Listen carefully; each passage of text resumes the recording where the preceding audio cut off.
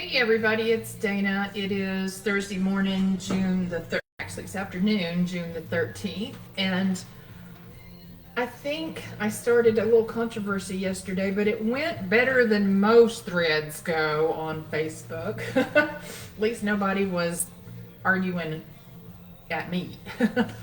So there was a post made yesterday in what appears to be a group associated with the Forever Dog that Rodney Habib and Karen Becker run, and the books that they create and that sort of thing. Turns out this is a group that is created by some individual using that name, maybe a group of individuals using that name within the title of the group. But I don't think it's sponsored by them. I landed in that group a few weeks ago with the thinking that it was associated with them, but I've come to the conclusion it's not. But I hang out in groups sometimes to see what people are up to and where it may lead me to want to educate all of you a bit more or things like that. And every once in a while you learn a nugget of something that it's like, oh, well, that's interesting or whatever. But yesterday, somebody made an anonymous post that asked the question, what brand of essential oils is safe to put in dogs' food? Well, I shouldn't say countless. It was not that big of an argument, but the majority of people came back and said, none. You should never put essential oils into dogs' food. Some said, none. You should never use essential oils, period. And there's sort of this underlying implication that essential oils are going to kill all the dogs. It happens. There's a lot of hate going around out there, and it's been flying around for years, and then every once in a while it spins itself back up into a thread like this. So I watched it for a while, and then I felt compelled to add my 2 cents. Anyway, I'm shocked at the number of people who say none, right? Who say absolutely zero, and especially those who say essential oils should never be used, period. So I just want to sort of walk through some of the commentary that was out there and add my 2 cents to all of you. I think you guys are looking for essential oil education. It's part of why you're here in a group called the Well-Oiled Canine, and I want to share some commentary about that. So it's not true that essential oils cannot be ingested. So as a studied aromatherapist, meaning I have gone to multiple classes, multiple programs, and received certification in aromatherapy, I know that there are essential oils that are safe to be consumed. All of the time? No. Randomly or every essential oil? No. For the right purpose, the right oil, the right duration, the right dilution, all of this can be very effective. There's actually something called GRAS, generally recognized as safe, that is out in the bigger universe that says generally recognized as safe to consume. This is I think it's an FDA descriptor, right?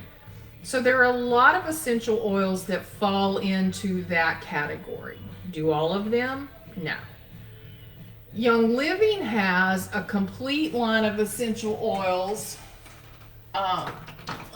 So you'll see them. They come with white labels. So this bottle has been changed because it has a roller ball added to it instead of the regular dropper. But they come with these white labels. It's part of the Vitality line. That's what Young Living calls it, Vitality line. And these have all been approved by the FDA as safe to consume for humans. Now, this is going to go down a couple of threads, right? Can dogs consume human products? There was somebody who said if it's not made for dogs, don't use it. Well, what does that even mean? I mean, What does that even mean? Herbs weren't made for dogs, right? Some of the supplements we use are human grade supplements made for people, used by people like me and you to provide supplementation for our dogs. So it's not made for dogs, right? So herbs, homeopathy, CBD, there's no such thing as a dog made herb. There's no such thing as a difference in dog made CBD. CBD is CBD. Excuse me. It may be labeled for dogs. It may be diluted for dogs, right? It may not have some of the same add-ins or adaptogens that we often use for people, but the root, the core ingredient of that CBD is CBD. So the same is true for essential oils. Somebody argued that an essential oil like peppermint, or this one says spearmint, but that essential oils have too many ingredients in them. Friends, there is nothing more than spearmint in this bottle. When we talk about frankincense from Young Living, there is nothing more than frankincense in that bottle. Orange, lemon, grapefruit, rosemary, oregano, thyme, basil. There is nothing other than the oily extraction from that plant material into essential oil bottles when you're buying from a product like Young Living. Is that true for what you buy at Walmart? Not necessarily. There are often adulterants in those products. So when you hear us talk about quality matters, right? So don't get into this, it wasn't made for dogs.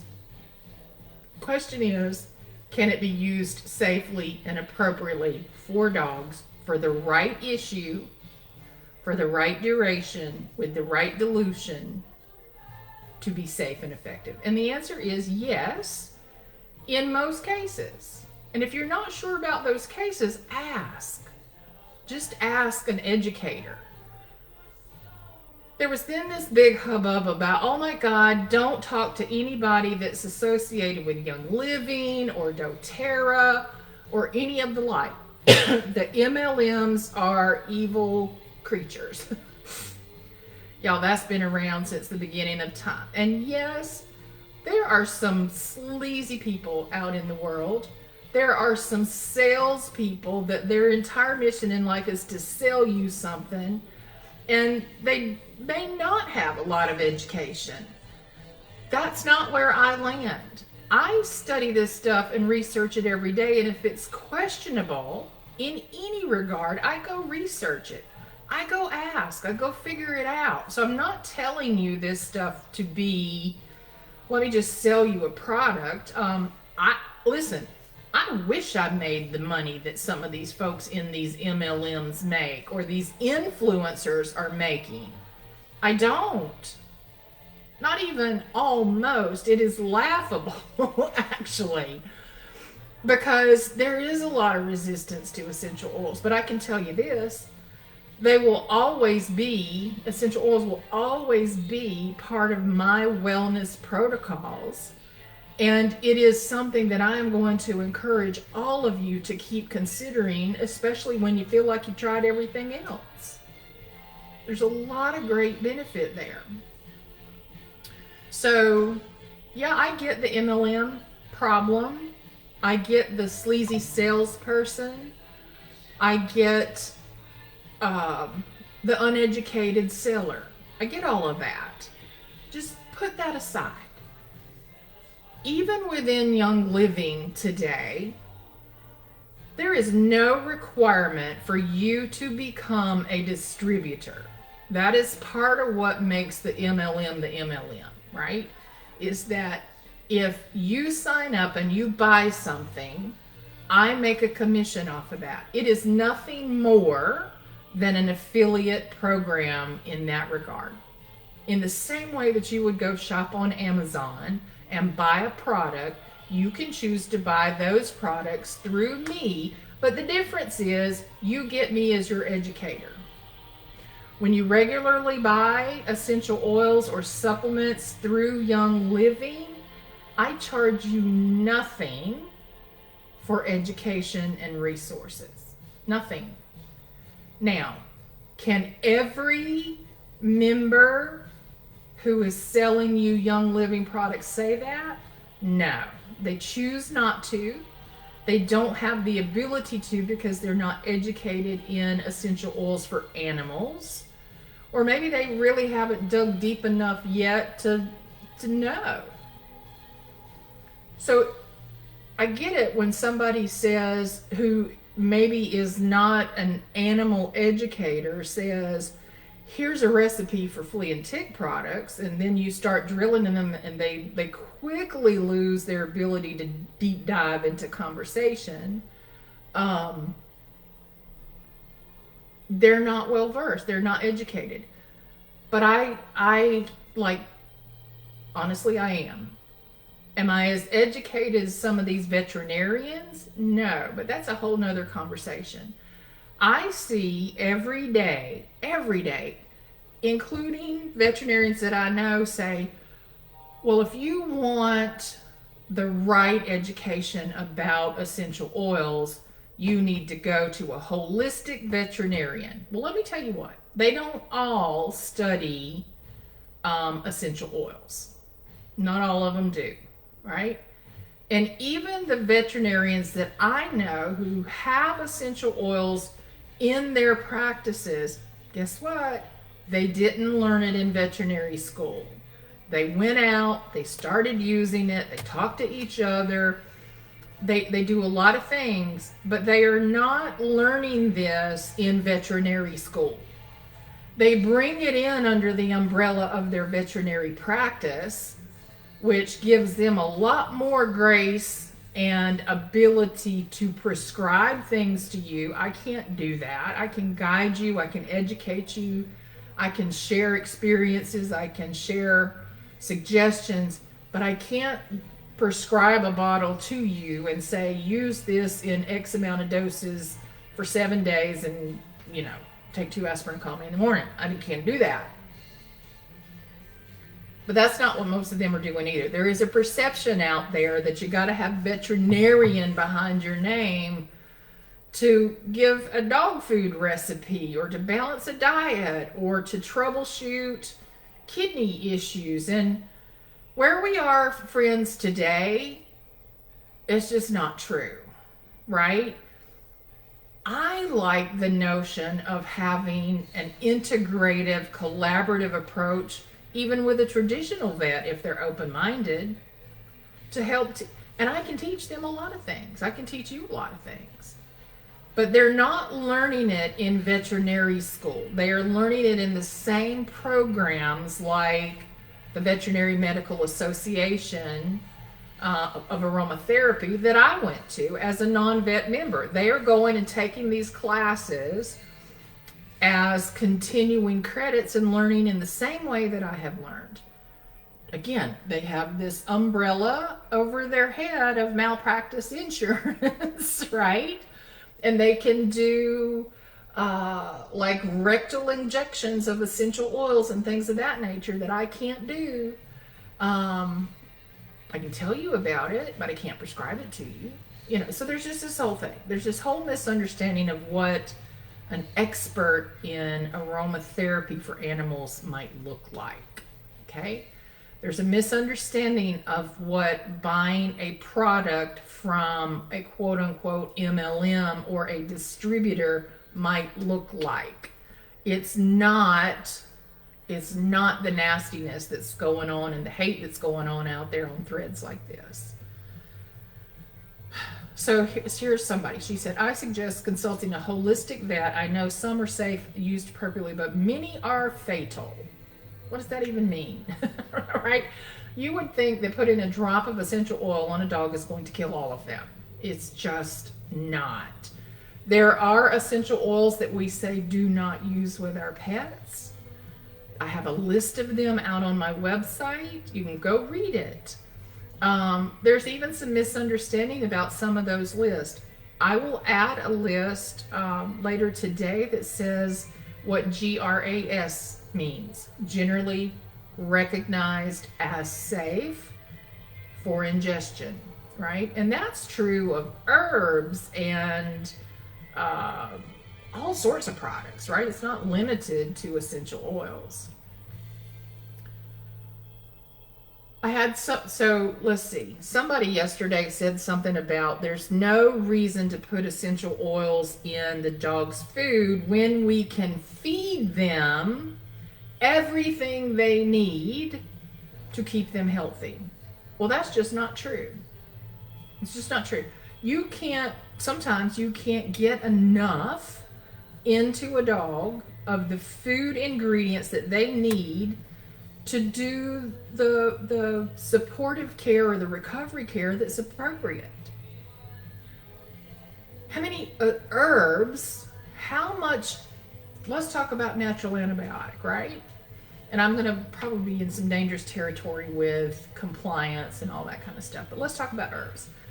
Oregano, thyme, basil, very much natural antibiotic properties. How much would you have to add into the dog's food to have the effect that you're looking for when they are in recovery? And how much would you have to use if they are refusing to eat?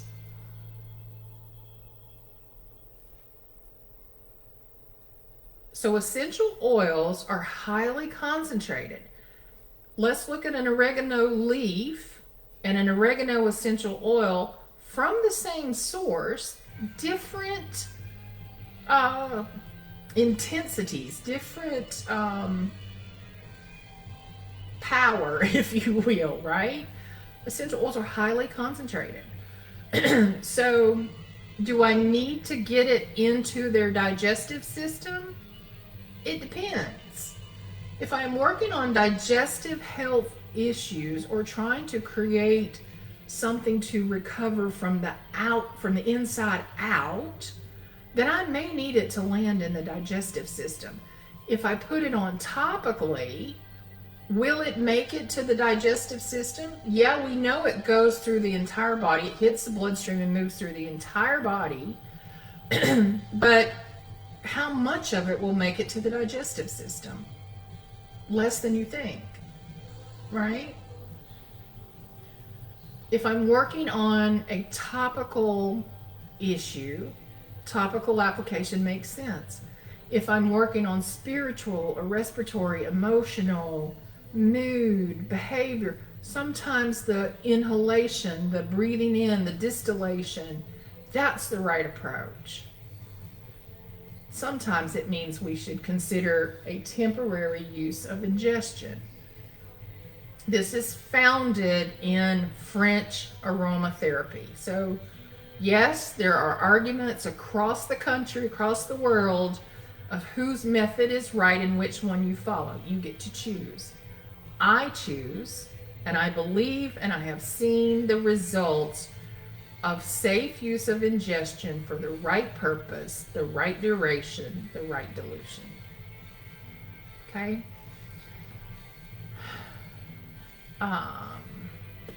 Let's see what else was out here. I was all fired up yesterday. I probably should do these in the moment, not a day later. So, one of the things this woman was basically saying was, let me back this up. One of the things that I said was, we're in a group that is now starting to talk about fresh food, natural ways of approaching things, lower tox lifestyles, detox protocols, all of these things. Many of these topics were foreign to people, foreign to members of this group until the last couple of years when Rodney Habib and Karen Becker started talking about it. And they've built a mass following.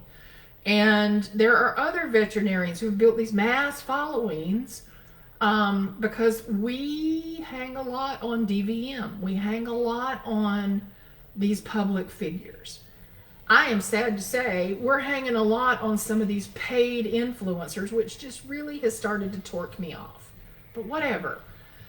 In the same regard that you have opened your mind to the fact that garlic is not going to kill all the dogs, and that using the right amount of that in your dog's food can be an effective thing for natural antibiotic, for natural flea and tick deterrent, for many other benefits, for inflammation. In the same way that you have started to accept that because somebody educated you on it, accept the fact that an essential oil can be effective as well. If you don't like them, don't use them. I get it. Don't use them. But don't share bad information. Just because you don't use it, you don't like it, or you whatever, stop sharing bad information. Right? Somebody says, why would you use an essential oil? It's not a nutrient. True, mostly, right? I mean, we're not going to get nutritional value, but we are going to get detox value. We are going to get natural inflammatory control. We are going to get natural antiparasitic benefits. We're going to get natural antiviral benefits. We're going to get natural antibacterial benefits. We're going to get a whole bunch of benefits. And each oil has its own constituents that do different things in different amounts. So you start talking about phenols and terpenes and sesquiterpenes and monoterpenes, and all of that is the chemistry of what's in a specific essential oil. How do you get that? It's the extraction process. How was that plant grown? Was it harvested at the peak time? There are essential oils that if you harvest them at the wrong time of day, you do not get the max benefit from an essential oil. You don't get the quality out of it that you're supposed to get. How was it extracted? Was it steam? Was it cold pressed?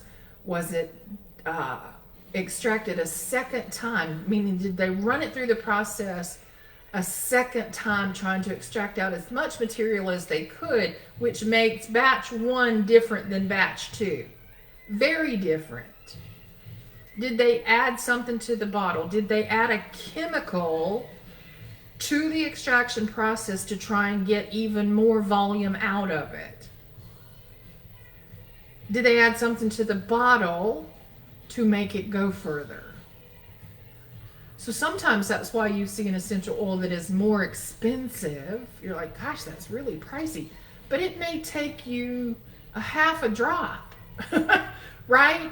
And there's, you know, in a big bottle, there's, I can't even do it in my head. But I have bottles of essential oils that I've had for a number of years that I have not had to replace because I don't use them that often. But when I need them, I'm glad they're sitting on the shelf as part of my first aid protocols, right? Or when somebody calls me and says my dog's in trouble, and I can hand them a sample of what they need. So, yeah, I'm fired up. If you want to go read the thread, go read it. It's just funny to watch. There's so much no.